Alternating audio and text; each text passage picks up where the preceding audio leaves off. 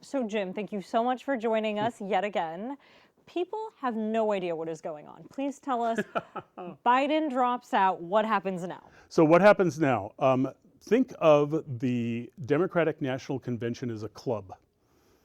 And the club members are the people who select who their officers are going to be, they select what their rules are going to be.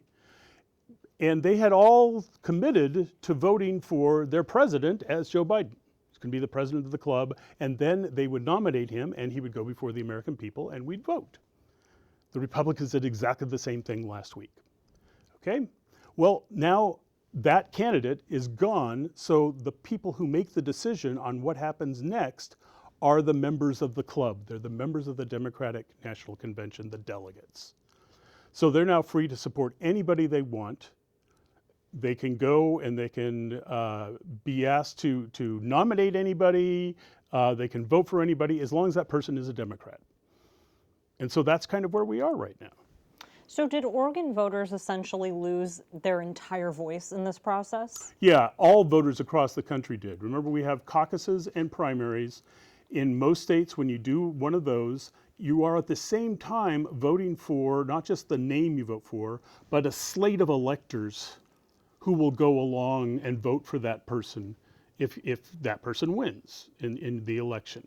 Oregon's system is not quite like that, but there's a connection between what the voters wanted and what the delegates decided they were going to do. So the voters get no second chance. There's not a new primary or anything. We have selected or let the party select who the representatives are in the Democratic Party. They're the only ones who have a say. Was this a good chess move by the Democratic Party?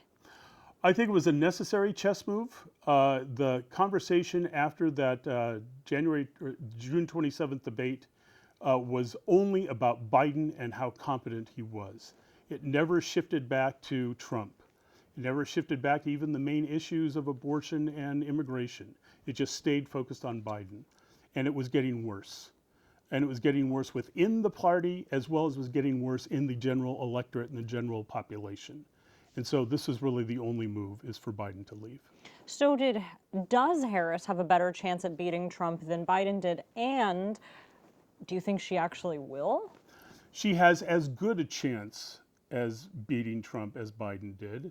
And the reason I say that is the American electorate has been remarkably set in who they support in this race. And the race is not necessarily Biden-Trump. It's a referendum on Trump. Do you think he'll be a good president? Do you think he'll be a threat to democracy? Who the candidate on the other side is secondary to all of that. And people have made up their minds. When you look around the country, we have very few battleground states. Usually at this point, we still have 10 to 20 battleground states. There's only 6 because people have made up their minds. So Harris is doing as well as Biden, we think, in the battleground states, where in most of them, it's within the margin of error, so who knows who's ahead. We'll see in the next couple of weeks if that shifts. After Trump's convictions, it didn't shift. After the first debate, it didn't shift. We're just now seeing after the assassination attempt, it didn't really shift. So that leaves us with Harris coming in. Is she enough to shift the balance in those crucial states? What does Harris need to do to move the balance? She needs to shift the conversation. The conversation has been, from the Democratic side, abortion. Across the board in the United States, people, Republican, Democrat, Independent, whatever, support abortion. On the Republican side, the conversation has been immigration. We got to watch out for immigration. It's criminal, all sorts of things like that. On top of that was the personalities of Trump and Biden, especially Trump. And then after the debate, Biden as well. He's just too old. Okay? Harris takes away the too old argument. So the Trump campaign is immigration, Biden's too old. Half of their campaign message has just disappeared. In fact, Trump now becomes the oldest person ever to be a major nominee for the President of the United States. So can Harris slip in there and say, I want to talk about the future of what this country ought to look like? Not just abortion and immigration, but other things that catch people's attention. Will she push on the, he's too old now, look at me, I'm 20 years younger, which would be kind of silly, but that's the way campaigns often work. We don't know, but she's got to shift the conversation from what was not really moving the needle for either side. Can Harris unify the party, given that she's upset people on the farther left with her marijuana criminalization when she was a district attorney, Yeah. and she's upset people on the far right for just being on the left at all? How does she unify the party? Well, the first thing she needs to do is she needs to have an overwhelming support for her at the Democratic National Convention. And I think she's going to get that. But then those people have to go home and say, hey, I disagree with her on this, that, or the other, but here's why I support her. And they have to get that message out to voters. That's what these conventions are really all about. Yeah, they do the formal things like select a candidate, but the really big thing is they then get the party activist jazzed to go home and spread the message. And initially, what we're seeing in the past, now almost 36 hours, is that's happening. Democrats are excited. There are still little pockets that are saying, no, no, no, no, this is the wrong way to go, but they're not taking over the conversation at all. And you can see that some of her early endorsers were moderate Democrats and then people like AOC kind of coming in saying, yeah, this is our person. This is who we need to go with. This will be great. And so that's what she needs to do to unify the party. Kind of start from the top down, but those people in the party at the convention have got to give voters a reason to also be excited. So to sum it up, she has a better shot at beating Trump than Biden. I would say she has at least an equal and I think probably a better shot, simply because we've been watching Trump and Biden, that candidacy develop for the past 2.5 years. Almost 2/3 of voters have said, we don't want either of these people. Now one of them is gone. And so we'll see what the roiling up, the thinking about it happens as we move forward. But I think it gives her a better chance. And despite the fact that inflation is a global issue, a post-pandemic response, people are blaming it on Biden. Right. Will Harris bear the brunt of that? Yes, she will, because it's one of the things that when the Republicans talk about economics, that's one of the two things they talk about. The other thing is lost jobs in the Rust Belt states and things like that. So yes, she will bear the brunt, but what she simply needs to point out is that inflation right now is getting down to the point where it was basically as it was when Trump came in. And so it's easily dealt with, but she needs to be clear on what she's dealing with and pointing out, here's what's going on from my point of view. When Trump says this, that's not what really is happening. And he's going to do the same thing. She's telling you one thing, this is what's really happening, and those messages will collide, and that's why we have elections. Do you think the Republican message that Harris is simply a DEI pick is going to stick? No, I don't, because a DEI pick is a big issue for especially conservative Republicans. It's not a big issue for other people. When we look around the country, we don't see it as a top issue. People tend to vote on their 1, 2, or 3 issue: abortion, safety. If you've got a child who's in the military, then foreign policy or something like that. DEI doesn't float to the top. And so I don't think it's going to move voters very much. Interestingly, immigration does not float to the top for most people either. Abortion does for more people. But we'll see how that all plays out. Once again, that's why we have elections. Well, Democrats didn't codify rights to abortion when they could have. So do voters even trust that they will with a Harris presidency? I think they will, but you're right. You're absolutely right. And we do this here in Oregon too with, for instance, same-sex marriage. The courts make a decision and everybody says, oh, well, that's it. The courts can reverse their decision. You've got to put it into law in the Constitution or whatever it is. And Democrats did not do that. Now, abortion is a strange thing because people talk about a national rule on abortion. Since abortion is medical, that would be a hard sell because medical decisions are made by the states. That's why, for instance, Oregon has death with dignity kinds of things, and other states don't. Legal marijuana, same thing, state by state. So saying that there ought to be a national ban on abortion or national protection for abortion is a tough sell in terms of laws, simply because of the way our system works. You know, I hate that I even have to ask this question, but is America going to vote for a woman of color for the presidency? A chunk of America won't. What Harris has to bet on is that either her vice president gives people a reason to say, I'm going to vote for a woman of color who I wouldn't otherwise support because I trust the vice president. So that kind of racist understanding, but that's who we are as a people. It's who the world is as a people. This is France in their election just a few weeks ago. And the other thing is the people who will not vote for her because she's a woman of color are people who would not support Democrats anyway. So it's not like she doesn't have to convert the country. She just has to get enough votes in the right states for her to win the election. We saw this with Obama. Same kind of thing. Yes, I'm not going to support a person of color. It's just not going to happen. But you weren't going to vote for the Democrats anyway. So it didn't make any difference.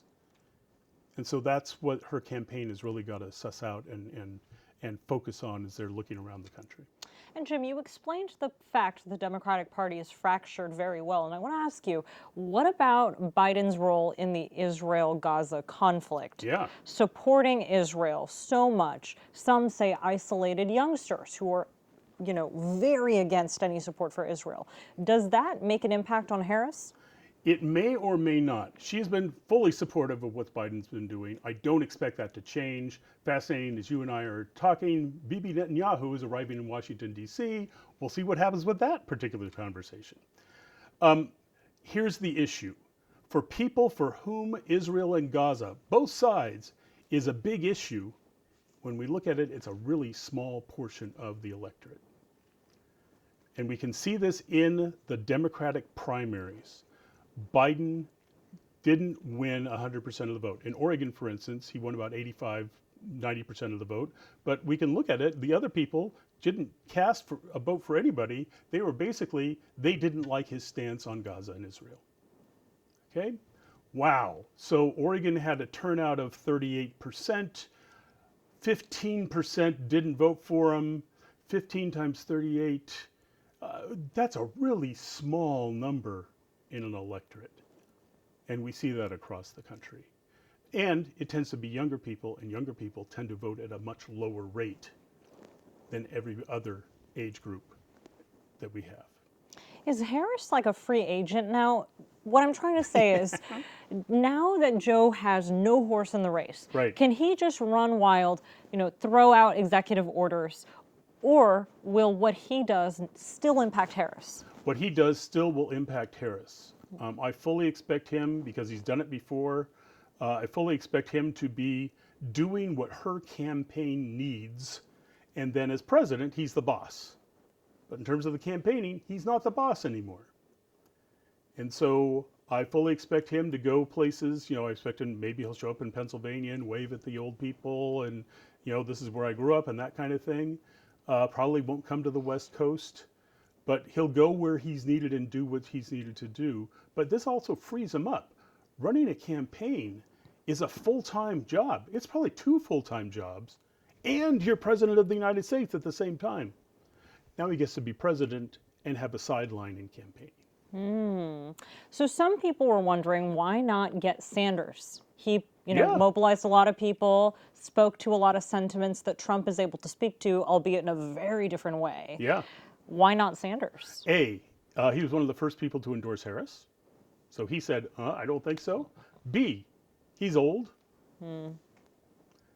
C, he didn't even make it through the primaries 2 times. Now you can argue Harris didn't make it through once. It's true. But she became vice president and served for a full term as vice president. We haven't seen Bernie do that. So Bernie has wisely said, we need to win. And think about that. 4 years ago, why did people support Biden? They didn't support Biden because they knew about his policies or they thought he was the great person. They said, he's electable. We have to get rid of Trump. electability. Biden lost that electability. Bernie Sanders lost the primaries because of electability. People said he did not have it for a national race. And so the goal now for the Democrats is let's come together and make Harris electable. That alternative to Trump that people can say, I'd be happy to cast a vote for her, rather than the double haters who don't like either candidate and are going to flip a coin or something. Now the Democrats are hoping, hey, come over here, you don't have to flip a coin. And Trump is saying, hey, come over here, you don't have to flip a coin because you don't want her. She's way too far out on the left. And once again, that's why we have elections, and we'll see what wins. And you know what, my last question for you just on that is, the fact that the Democratic Party, it seems their message is not Trump. That is their message. We are not Trump. Right. Usually, when you're campaigning to be something, you lead with what you can do, not what you won't do. Right. Is that effective? Well, being not Trump certainly worked 4 years ago. Okay. So the Democrats are saying maybe it'll work again. That was Biden's thing. I've beaten him before. What was your message? I'm not Trump. Okay. Now he's gone.